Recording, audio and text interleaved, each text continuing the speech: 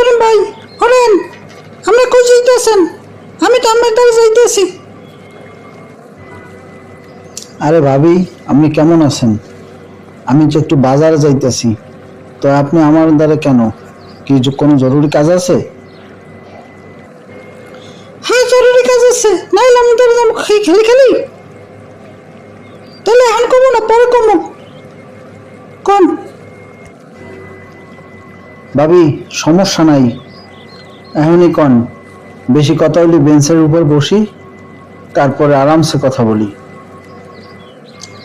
ঠিক আছে চলেন, ওই যে বেঞ্চ আছে ওইখানে বসি, তারপর কথা বলি। আচ্ছা ভাবি, বলেন এত জরুরি কি কথা আপনার আমার সাথে, শুনি।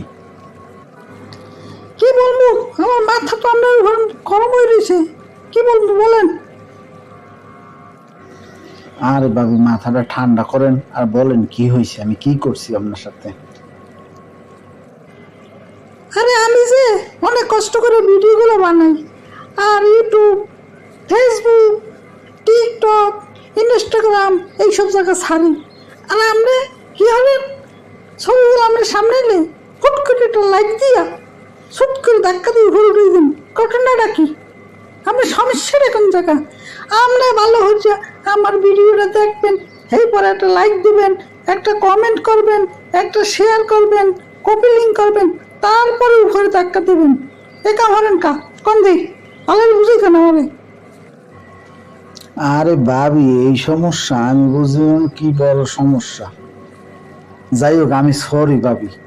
এখন থেকে আপনার ভিডিও আমার সামনে আইলে সুন্দর করিয়া সব দেখমু, এরপরে লাইক করবো, কমেন্ট করবো, শেয়ার করবো, কপি লিঙ্ক করবো, এরপর যদি আরও কিছু চাই হেয়াও করবো।